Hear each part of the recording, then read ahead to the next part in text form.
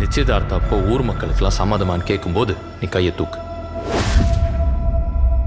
அவர்கிட்ட கொஞ்சம் பேசணும்.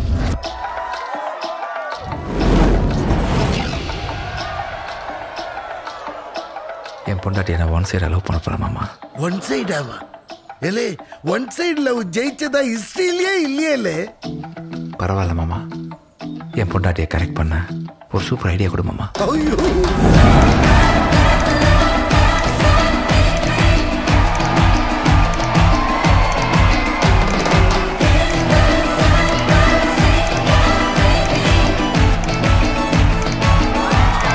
வெல்கம் டு லவ் பார். இன்னைக்கு யாரெல்லாம் உங்க லவரோட சந்தோஷமா இருந்துக்கிறீங்க கை தூக்குங்க. இன்னைக்கு யாரெல்லாம் உங்க லவரோட சண்டை போட்டு வந்துக்கிறீங்க? எனக்கு இந்த கல்யாணம் தான் பிரச்சனை, நம்ம டிவோர்ஸ் பண்ணிக்கலாம். உலகம் சமமா தான் இருக்கு, இப்போதைக்கு அழியாது. லவ்னா என்ன? லவ் இஸ் ஆரம்பம், லவ் இஸ் முடிவு, லவ் இஸ் அழுக்கு, உன் நம்பி போல.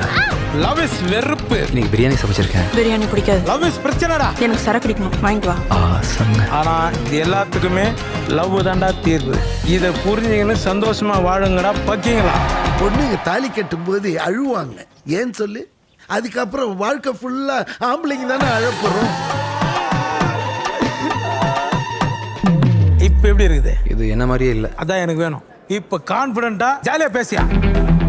என் பொண்டாட்டியை கரெக்ட் பண்ண ஒரு ஐடியா.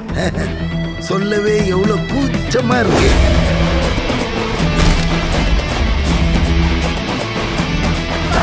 இவங்க ரெண்டு பேருக்கும் சுட்டு போட்டாலும் கெமிஸ்ட்ரி வராது. அதெல்லாம் பை பிளட்ல வர்றதுடா.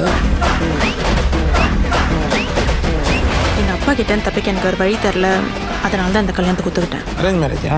பொண்டாட்டி மதியிலன்னா அவரை பார்த்தா யாராவது தேட்டருக்கு போவாங்க.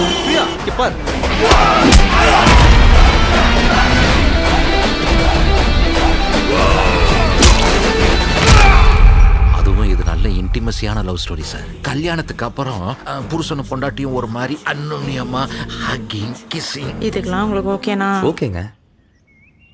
ஓகேவா? ஓகேங்க. அப்ப எனக்கு ஓகே.